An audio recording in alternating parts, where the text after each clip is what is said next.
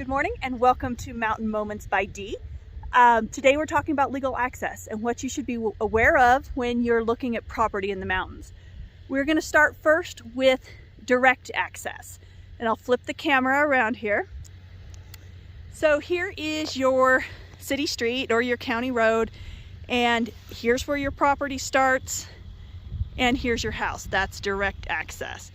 Here's your city street, here's where your property starts, here's your house. That's direct access. Most of your homes in town are going to be like this. It's easy, it's fast, there's no questions.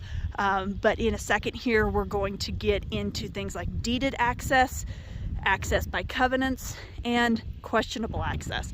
So stay tuned for just a sec. Okay, this property here has what is known as deeded access. So here's your road that goes out to the main county road. The deal with this is the people that own this own all the way across to this fence here. So they technically own this road, but this road has been surveyed in and shows up on the deed so that this can never be revoked.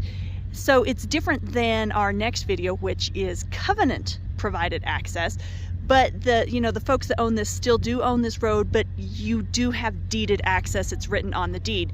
And then the road continues through your property down, and then the properties down around the corner have deeded access through your property to get to theirs. So deeded access is another great form of legal access. All right, this neighborhood here, this is Pinion Hill Ranch. And these parcels, they're mostly 40-acre parcels that are back in through here. And when this community was developed, the roads were put in, but they were not surveyed in. So the road to your property may go through somebody else's property, and they own the land, they own the road. Your access in a community like this is guaranteed through your covenants. And I'll post a picture of the covenants here. So this is still considered legal access, you're good to go. But if you do buy in a community like this, just keep an eye on the covenants if they're ever updated so that you can, make sure that that phrase stays in there. If that phrase was ever to be dropped out of the covenants, even inadvertently, you could lose access to the properties out in the back. So community covenants can provide legal access. That's just another way that we handle it here in the mountains.